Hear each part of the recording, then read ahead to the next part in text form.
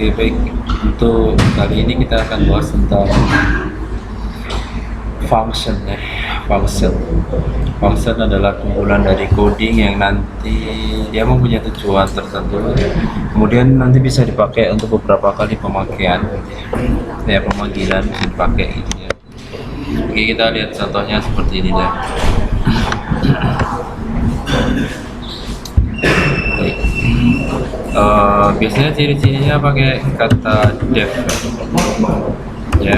Ini contoh saya membuat namanya adalah garis. Ya, garis berupa tutup. Kemudian kita kasih titik 2 nih setelah nama dari function namanya garis. Kemudian di dalamnya ada proses perulangan for i in range 0,20. Perintahnya perulangannya adalah cetak tanda crash, tanda pagar. Nah, okay. Ini kalau kita run dulu ya. Jadi kalau kita klik run, kemudian kita panggil garis. Nah, klik run. Hasil outputnya adalah pagar sebanyak 20 kali. Ini 20 kali. Terus kalau mau di samping saya tambahkan n. Oke, tambah n. Kemudian run lagi. Dua-duanya kita run. Nah, hasilnya adalah garis dengan pagar sebanyak 20 kali. Oke. Nah, di function ini di function ini bisa kita panggil beberapa kali. Contohnya ini saya copy paste, saya taruh bawahnya. Ini kalau kita runkan ini jadi double ya. Ini jadi double. Kalau mau di bawahnya kita tuliskan print ya, berbuka kalau tutup. Oke, kita klik run dia jadi di bawahnya. Nah, proses function ini bisa diulang beberapa kali. Ini contoh saya copy paste. Copy paste kayak gini ya. Tengahnya. Nah, ini saya copy paste lagi. Jadi intinya dia satu function bisa diulang banyak gitu, banyak proses gitu. Oke. Kemudian function itu ada istilah yang namanya parameter. Parameter itu nilai kiriman yang nanti bisa kita akses di dalam coding functionnya. Oke, dalam coding functionnya. Contohnya kayak gini nih ya, nomor kiriman ya. Ini diulangnya sebanyak berapa kali? Pokoknya sebanyak jumlah. Jadi angka 20-nya ini bisa kita ganti dengan jumlah. Oke, gitu. Nah, kita klik run. Kemudian kita panggil garis, saya ulang sebanyak 3 kali proses ulang. Nah, ini muncul 3 kali ya. Oke, nah 3 kali, pokoknya saya masukkan lagi di sini, saya input 4 kali, kemudian saya input di sini 5 kali ya.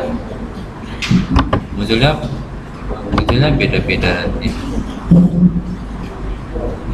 Oke. Ini jadi di samping nggak nampak ya. Saya masukkan di sini aja.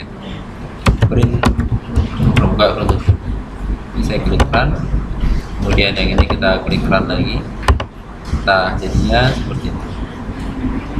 Oke, proses perulangan dari proses function yang diulang, pemanggilan beberapa kali, 3 kali, 4 kali, 5 kali yang dimasukkan parameternya, jumlahnya ini menyesuaikan dengan apa yang di. Oke, terus sebenarnya untuk parameter bisa lebih dari satu. Kalau kita tulis di sini awal ya, koma, kemudian awalnya kita kasih taruh di sini awal. Oke, kita klik di sini kita ingin tahu berapa nilai dari I, jadi proses perulangan dari I nya. Nah, kita klik run. Nah, kita panggil lagi ya. Nah, kita akan tahu errornya. Errornya karena di sini 2 parameter, berarti kita harus input parameter. Terus ya, parameter contoh yang pertama itu dari 1 ya, koma. Yang ini dari 2 4. Yang ini dari 2 ke 5. Oke. Nah, kalau kita klik run 1 2 3 4, jadi dia akan menyelesaikan nilai awal indeks untuk proses berulang, kemudian ada indeks akhir untuk di proses perulangan. Itu dia. Oke, baik. Jadi seperti itu dia. Oke, saya kembalikan lagi yang di awal tadi ya. Jadi ini saya ulangi lagi. Ini saya satu aja karena nanti akan kita pakai coding ini ya, garis ya, jumlah, kemudian ini saya kasih nilai tahapnya contoh. Oke, baik, kemudian saya tes dulu ya, garis 5 ya. Oke, klik run 5 kali 1 2 3 4, sebelum 5 ya, 4. Oke, kemudian ini saya hapus I nya, klik run, kemudian ini klik run lagi. Oke, nanti kita akan menggambar histogram dengan function garis histogram. Bagaimana contoh histogram ya? Nah, kita tuliskan sini. Oke, ini saya hapus saja. Oke, terus contoh saya tuliskan membuat grafik. Ini dasar logika kita membuat grafik di pemrograman. Nah, contoh saya tuliskan di sini adalah grafik penjualan tahun 2023. Kemudian saya print lagi, saya buat garis biasa ya. Oke, terus kemudian saya enter. Saya mempunyai nilai kuartal 1 itu sebanyak 190.000, kuartal 2 itu ada penjualan sebesar 340.000, kemudian kuartal 3 itu sebesar 83.000 dan seterusnya. Satu lagi aja, Q4 ini 257. Nah, oke, terus kita akan memanggil ini function garis ini. Kita akan memanggil function garis ini, tapi kita tuliskan dulu print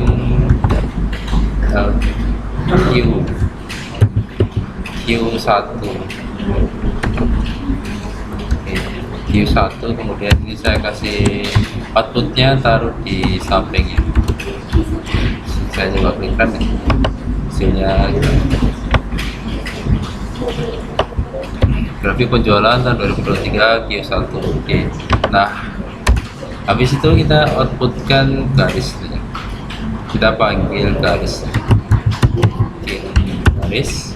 Nah, cuma permasalahannya garis dalam kurung kalau 190.000 itu jadinya sangat banyak. Oke, jadinya sangat banyak. Jadi saya bagi menjadi 2000. Lagi 2000. Saya klik run. Nah, klik run dia error. Kenapa dia error? Karena float ya, object cannot be interpreted as an integer. Oke. Nah, di sini pembagian itu harus kita nggak mau ini ini nggak bisa pecah ya marker ini. Jadi kita buatkan bulat. kita buatkan bulat. Nah, uploadnya ini jadi panjang ya. Grafiknya terlalu panjang garisnya. Oke, karena panjang kita bisa pembagiannya kita tambah di sini 20.000. Oke, cukup ya, cukup sedikit dari sini. Oke, baik. Kemudian saya akan tuliskan berapa nilai dari angka kuartal satunya. Ini kita tuliskan print ya, ini sampingnya, kemudian kita kasih koma nilai dari Q1 ya, jadinya seperti ini. Nah, oke, kenapa ini di bawahnya? Karena ada print di sini, functionnya minta di bawahnya. Ini kita hapus saja, hapus, kita klik run lagi, kemudian ini klik run lagi. Oke, jadinya di sampingnya. Nah, udah, tinggal kita copy paste semuanya. Kuartal 1, ini kuartal 2, saya tulis Q2, ini Q2, ini Q2 juga, kita klik run. Nah, kita dapatkan histogram seperti ini. 190.000 dikali 40.000. Saya pastikan lagi Q yang belum, Q3, pembagian 20.000 range-nya, kemudian kita outputkan angkanya Q3, klik run lagi di sampingnya. Satu lagi, yang terakhir adalah Q4. Nilai yang diambil Q4, angka kita taruh di sampingnya garis-garis Q4, klik run. Hasilnya seperti ini. Baik, ini contoh bentuk histogram. Kita memanfaatkan function garis ini. Oke, baik, ini hasil outputnya seperti ini ya. Terus sebenarnya nilai dari variabel ini bisa kita gabungkan dalam suatu list. Kan nilainya sama ya. List itu di video sebelumnya itu adalah tentang list, dimana satu variabel mempunyai beberapa nilai gitu. Nah, sebenarnya bisa kita gabungkan ya. Caranya ya kita tinggal tulis ini. Ini umpamanya kuartal. Ini kita kasih situ, kita kasih koma, ini kita hapus, kita kasih koma lagi, ini kita hapus, ini kita kasih koma lagi, hapus, habis. Nah, ini jadi satu nilainya, kuartal. Nah, tinggal kita panggilnya di sini, kuartal indeks nomor 0 ya, gitu ya. Ini nilai dari kuartal indeks nomor 1. Terus ini kuartal indeks nomor 2. Oke, baik. Kemudian ini kuartal indeks nomor 3 ya. Cuma nanti ini jadi nggak diketahui ya. Nah, yang nggak diketahui ini ngikut yang di sini, kuartal indeks 0, kuartal indeks 1, kuartal indeks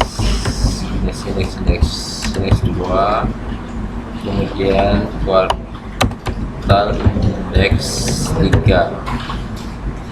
Nah, itu kalau kita menggunakan data kita simpan dalam bentuk list. Nah, kita klik run ya, hasilnya sama ya. Ini ada error sedikit ya, name kuartal. Oh, salah, typo di nomor 2 ya, kuartal. hasil outputnya sama, hasilnya output sama, bedanya adalah dari data ini kita jadikan bentuk list. Jadi Q1 berapa, Q2 berapa, Q3 berapa, kita bentukkan list seperti itu ya. Ini coba kita menggabungkan dari tipe data list dengan function. Baik, berikutnya ini bisa kita modifikasi lagi ya. Ini kan prosesnya berulang ya. Ini berulang dari sini, ini berulang lagi, kemudian ini berulang lagi, ini berulang lagi. Nah, proses berulang ini kita biasa menggunakan perintah for ya. Kita perintah for. Ini berulangnya berapa kali nih? 1, 2, 3, 4. Berarti kita akan coba tuliskan perulangan for. Kita sederhanakan program, coding programnya. Oke, for i in range dalam kurung 0 sampai 4, 0 sampai 4 itu 2 karena 0, 1, 2, 3 ya kan. Oke, kita ulang-ulang. Oke, ini yang diulang adalah Q1, Q2, Q3. Oke, ini kita masukin dulu ya.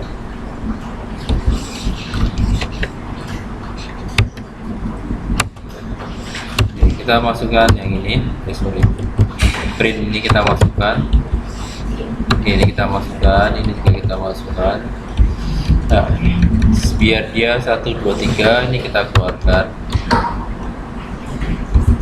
Ini kita kasih tutup dulu ya, kemudian koma. Karena 1, 2, 3 itu adalah i ya, kita tulis proses ulangan i ya kan ya, i. Cuma kalau ini i nanti keluarnya dari 0, 1, 2, 3 indeksnya, berarti kita perlu tambahkan i plus 1, i plus 1.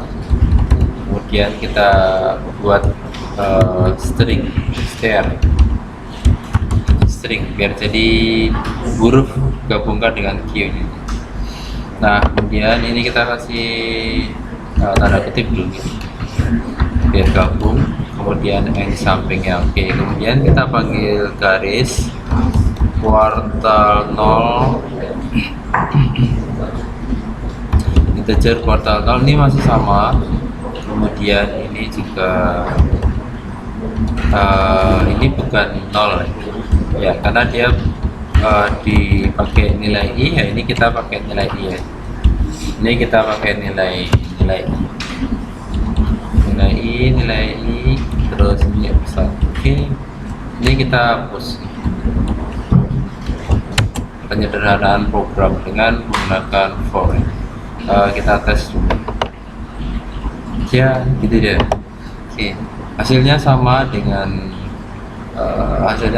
perbedaannya pada di coding programnya jadi lebih sederhana pakai for.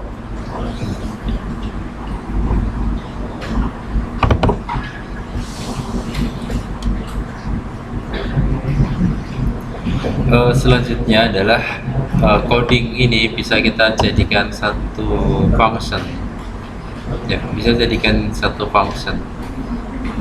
Jadikan function dengan nilai kiriman kuartal ya, dengan nilai kiriman kuartal. Bagaimana caranya ya? Kalau kita mau jadikan ini dalam satu function ya, jadikan dari satu function, maka kita harus buatkan ini def ya. Contohnya adalah histogram ya, def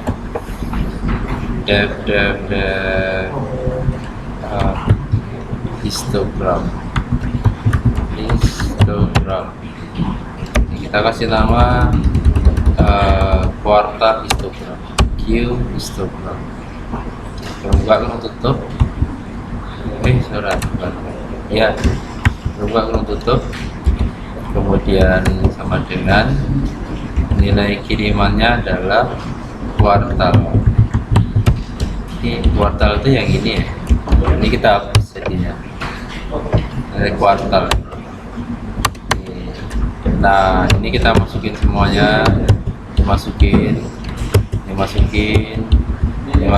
juga, masukin. Oke, kalau kita klik run nggak ada outputnya. Cuma kalau kita panggil kita panggil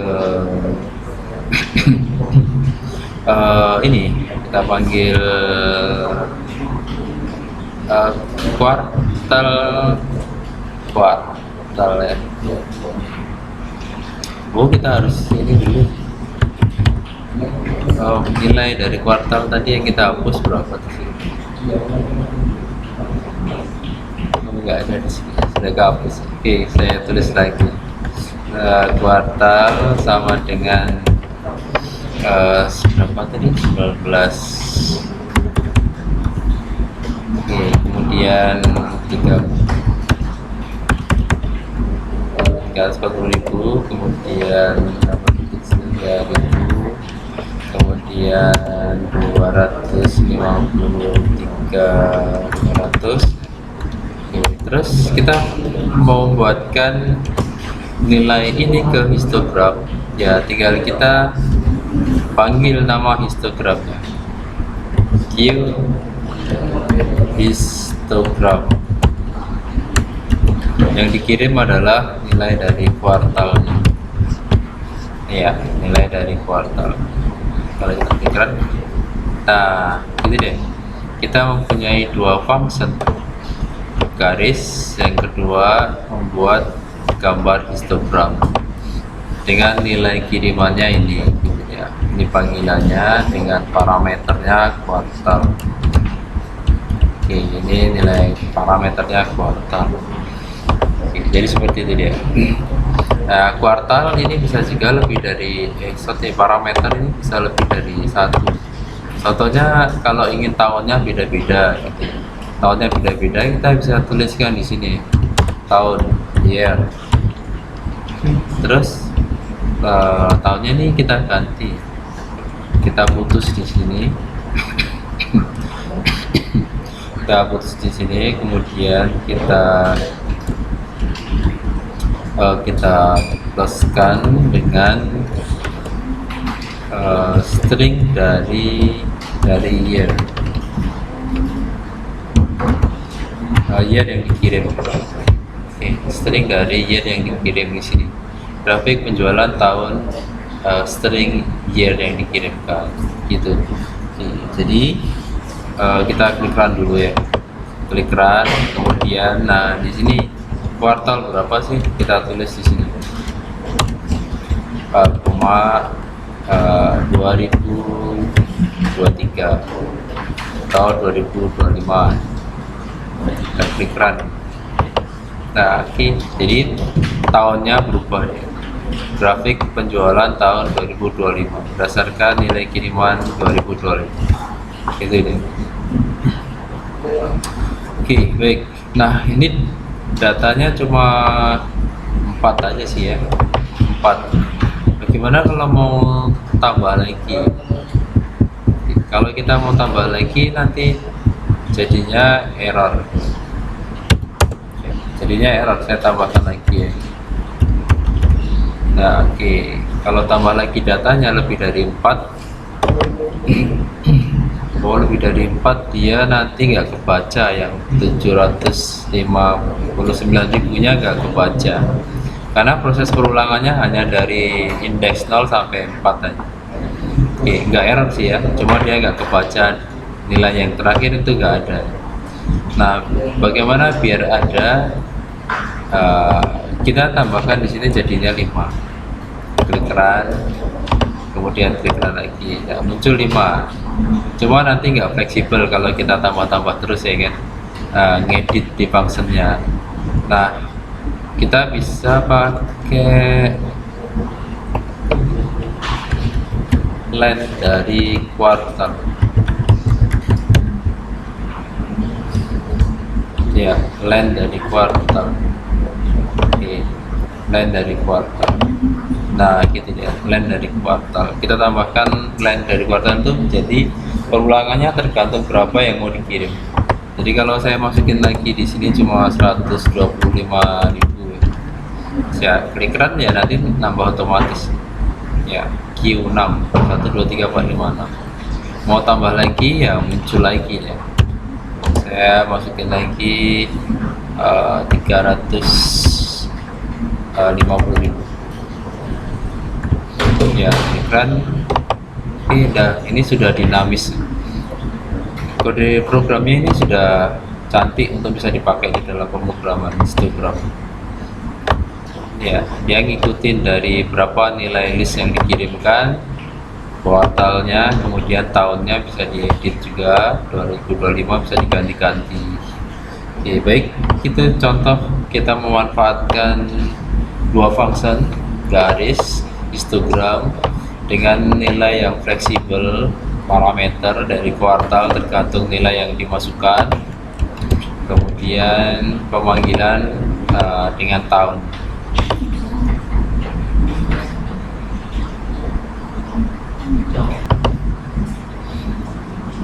Selanjutnya adalah kita mempelajari tentang return di dalam function. Return itu nilai balik. Oke, contohnya seperti ini deh. Ini ada function namanya square atau kuadrat. Kemudian buka nilai x, kemudian rumusnya return, tinggal kita tuliskan return x kali x, atau bisa kita kasih full juga boleh biar rapi ya. X kali x, kita klik run. Nah, ini tentang kuadrat ya. Oke, ini tentang kuadrat. Nah, kemudian kalau kita panggil berapa kuadrat dari 9, kita klik run, langsung ketemu nih 81. Berapa kuadrat dari 23, klik run ya, langsung ketemu 529. Berapa kuadrat dari sekian, klik run, ketemu sekian. Jadi ini return nilai balik. Oke, nilai balik. Jadi kalau kita panggil dia langsung dapat nilai gitu ya, langsung dapat nilai. Nah, kalau nah, koma bisa juga sih ya. Ini 23,5, klik run. 552,25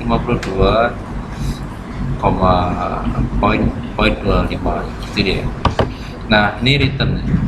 Jadi dia akan kita panggil function, dia langsung menghasilkan nilai. Nah, logikanya seperti itu untuk return. Nah, return kalau itu kuadrat, nah bisa juga kita menggunakan contoh lain ya, akar ya. Def akar. Ini kita kasih contoh pakai akar dari x. Oke, akar dari x itu rumusnya adalah y sama dengan x ya, y sama dengan x, kemudian for i in orange, kemudian 1 sampai 20 titik 2, kemudian y sama dengan dalam kurung y plus x plus y, kemudian ini dibagi ya, ini bagi ya. Kalau ingin bingung ini kita pisahkan dulu ya. Kemudian kita bagi lagi dengan 2 ya, bagi lagi dengan 2. Nah, nilainya kita keluarkan dari form. Nilainya adalah nilai akhir dari y nya ya, nilai akhir dari y nya. Jadi kalau ini kita klik y sama dengan x, kita klik run dulu. For i in range 1,20, Nah, di sini ada ini ngapain kita menjorok ke dalam ya, unexpected indent. Jadi kita minta dia ini ya, indentnya kurang pas ya. Nah, indentnya dia sejajar karena bukan bagian dari Y sama dengan X, tapi dia tetap sejajar. Kita klik run. Oke, akar. Nah, kita bisa coba cek berapa akar dari 4. 4 itu akar dari 2. 2 kali 2 sama dengan 4. Berapa akar dari 36? 36 itu 6. Nah, ini rumus akar. Ini rumus kuadrat. Jadi rumus-rumus ini kita masukkan coding sendiri yang nanti akan bisa kita panggil gitu ya. Ini kayak function kayak library gitu ya. Jadi library itu kan akar umpamanya. Ini dari mana? Nah, sebenarnya ada codingnya di sini. Oke, kayak gitu deh. Kemudian sebenarnya untuk function itu sebenarnya bisa kita masukkan di dalam proses percabangan if. Ya, proses percabangan if. Contohnya saya buatkan def graph. Oke, graph dengan nilai gitu, 2. Nah, jika nilai kurang dari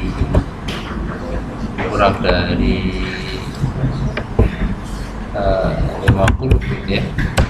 Jika nilai kurang dari 50 maka status itu sama dengan tidak lulus. Oke, kita kasih nilai return, kita balikkan nilainya adalah st gitu deh. Kemudian jika tidak, else ya.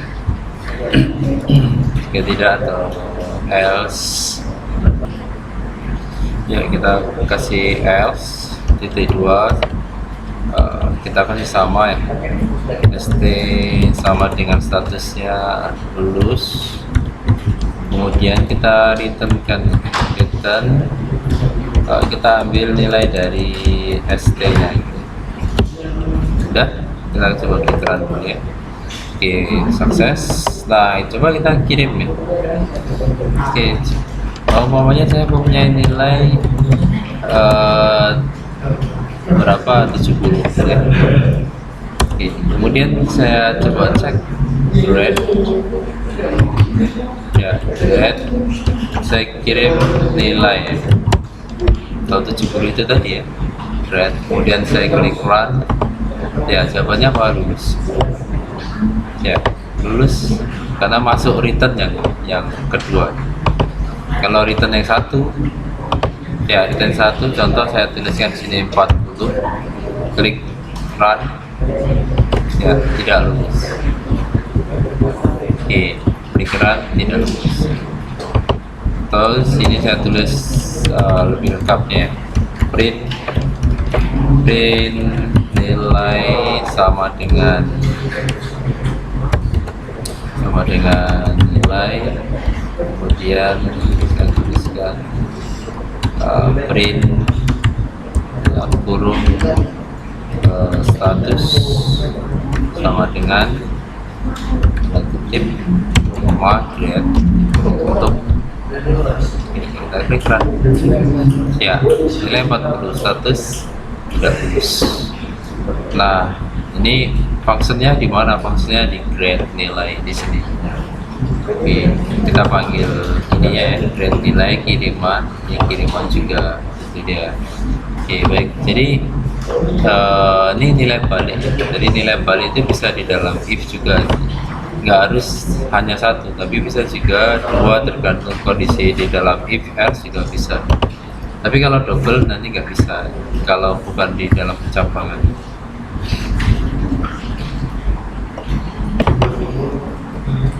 Baik. Berikutnya adalah kita bisa menambahkan function digabung dengan list. Contohnya seperti ini deh. Ini deh, kemudian tambah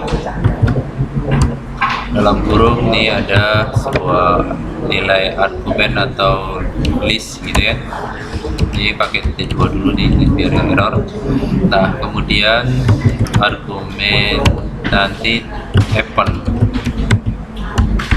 append contohnya append n terakhir ya ada. Ini kita klik run. Oke, saya mau punya fungsi namanya tambah. Nah, contohnya sekarang ada sebuah nilai list, contohnya ada start ya, kemudian ini ada add, kemudian ini ada multiply. Oke, multiply kayak gini ya. Nah, kemudian dari data itu bisa kita tambah ya. Coba kita klik print dulu ya, print z. Oke, kalau kita print z itu kan normal 1 2 3 gitu ya. Nah, kalau kita tambah di sini, kita tambah, kemudian saya masuk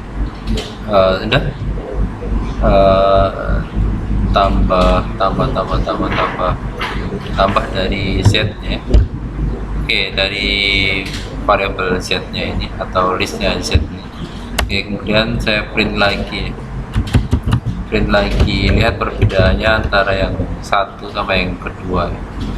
Nah, kalau kita klik run ya, print z yang pertama itu hanya 3, kemudian print lagi ya, itu ternyata sudah ditambah dengan n karena di sini ada append n ya. Oke, gitu dia, kita menambahkan sebuah list dengan perintah atau dengan function.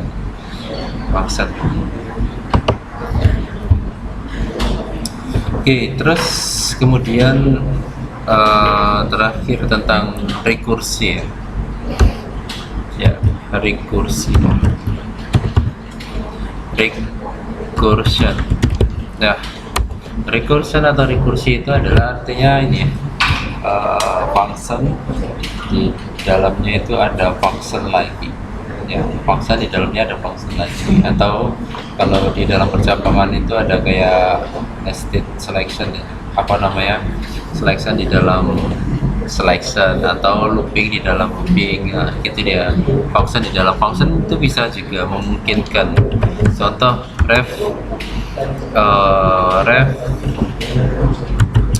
rekursi, saya kasih nama rekursi, kemudian buka kurung tutup, atau saya kasih nilai ini x ya. Kemudian di dalam rekursi ini saya coba print x. Nah, setelah print x itu kita panggil lagi di sini ya, rekursi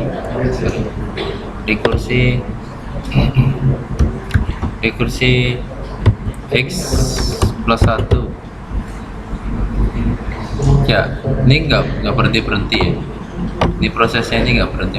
Kita jalankan lagi gitu dia ya kan. Jadi kalau kita runkan nanti error ya, def rekursi ini pakai titik dua.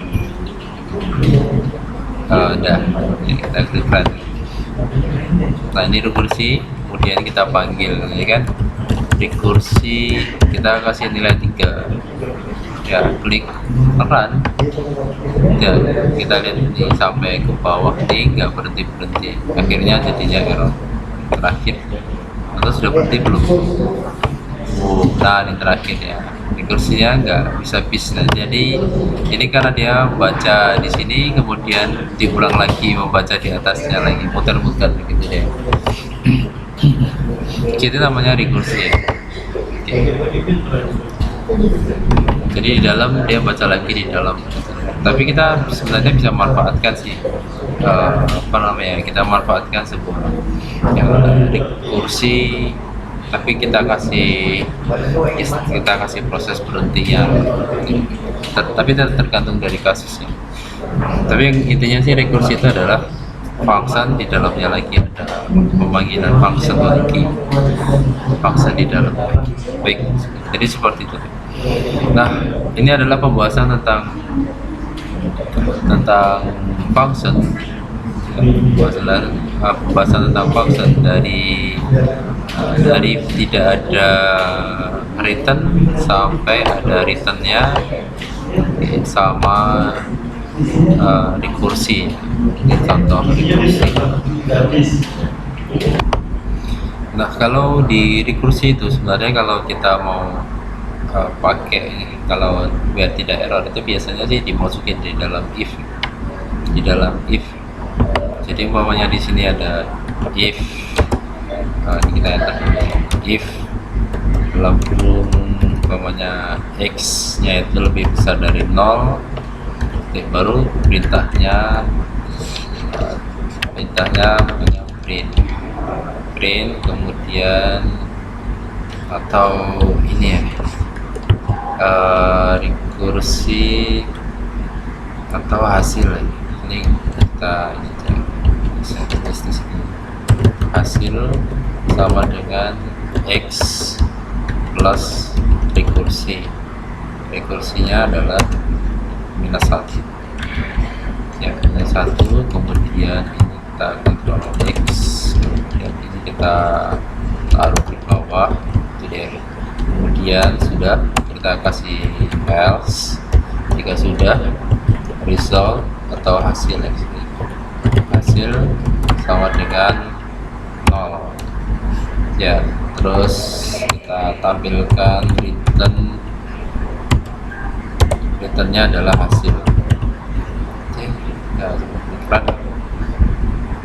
nah kemudian kita panggil di sini rekursi 3 iklan ini. Nah, keluarnya adalah 1, 3 gitu.